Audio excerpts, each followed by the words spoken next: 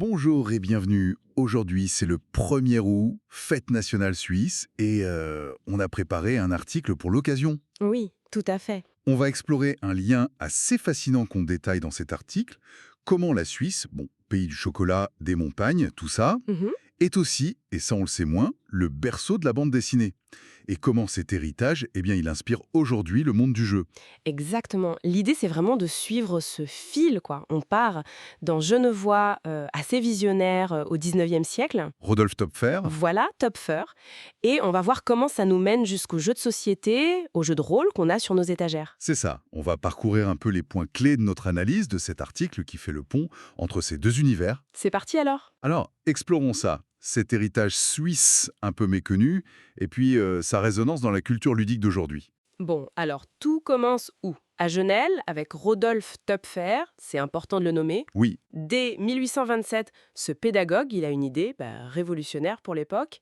Il mélange texte et dessin, mais de manière liée, c'est ça l'idée. de manière intrinsèque, oui.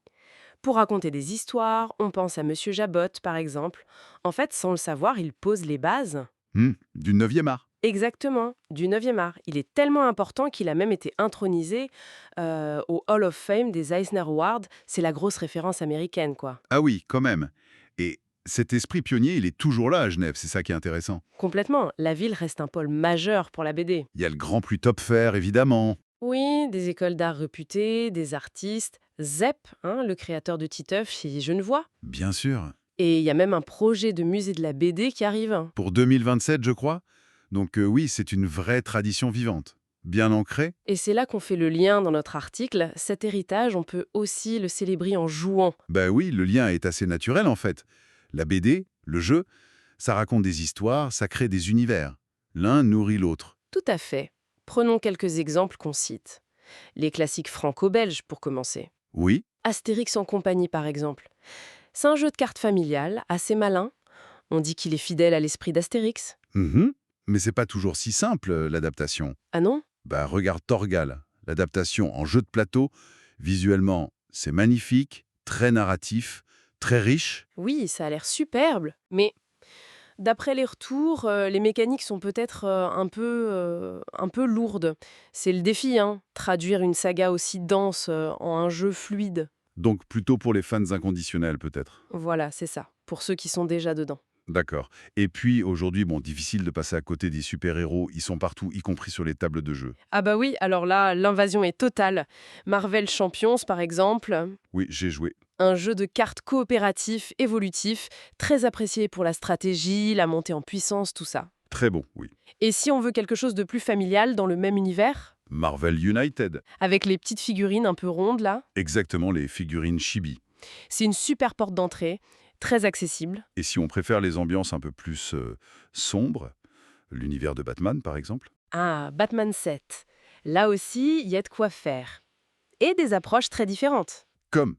Bah, t'as Détective Batman 7. Tout n'est que mensonge. C'est une vraie enquête. Tu utilises le plateau, mais aussi un site web et même des planches de BD créées pour le jeu.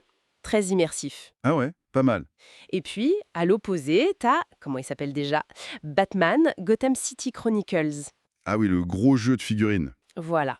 Là, c'est un monument, hein. Tactique, asymétrique, très riche, très dense, clairement pour les joueurs experts qui aiment l'affrontement. Bon. Et pour une immersion, disons encore plus totale, pour vraiment vivre l'aventure de l'intérieur. Alors là, le jeu de rôle, c'est idéal. Oui, Et là aussi, on trouve des choses inspirées par l'esprit BD, même si c'est pas toujours une adaptation directe. par exemple. City of Mist, c'est assez original. Ça mélange le polar noir, un peu film noir, avec la mythologie urbaine. Et le système de jeu, il est basé sur des mots-clés, des tags, plutôt que des listes de compétences ou de pouvoirs chiffrés. Intéressant comme approche. Ça permet de décrire des choses très variées, j'imagine. Oui, c'est un peu comme si tu décrivais les aspects clés d'un personnage de BD. C'est malin. Et puis on mentionne aussi dans l'article un coup de cœur de la rédaction, c'est ça, hein? Ah oui, The Troubleshooters, gros coup de cœur. Ça capture parfaitement l'esprit des BD d'aventure franco-belge. Genre Tintin, Spirou. Exactement. Avec ses styles graphiques lignes claires, tu sais, ce dessin très lisible, très épuré. Le tout dans une ambiance guerre froide mais optimiste. C'est simple, c'est fun, c'est très BD, quoi. Ça donne envie, hein. Et il y a d'autres exemples aussi, on passe vite, mais The Walking Dead. Oui, le jeu de rôle de Walking Dead qui se concentre plus sur les drames humains et les relations, comme dans la BD d'ailleurs. Et Black Sad aussi, non? L'adaptation au jeu de rôle. Oui, le regretté jeu de rôle Black Sad, ambiance polar animalier très réussi aussi. Ça montre bien la diversité des inspirations. Finalement, ce qu'on voit à travers tout ça, c'est la vitalité incroyable de cette idée de départ de Top Fair. La narration visuelle. Tout à fait. De la BD au jeu de société et puis au jeu de rôle, cet esprit créatif, il continue d'évoluer, il trouve de nouvelles formes. Et ça nous rassemble autour d'histoires. C'est ça le cœur du truc. Exactement. C'est un bel écho, je trouve, à célébrer en ce 1er août. Une belle continuité. Absolument. De Top Fair à nos tables de jeu, le fil est bien là, ininterrompu. Alors, bonne fête nationale à toutes et à tous. Bonne fête nationale! Et pour conclure, tiens, une petite question pour la route, inspirée par tout ça. Si votre propre vie, ou peut-être une légende qui vous est chère, devait devenir une BD ou un jeu, quel serait l'essence, le cœur de l'histoire, l'émotion principale? Bonne question. Voilà, de quoi méditer un peu. Merci de nous avoir écoutés. Merci et à bientôt.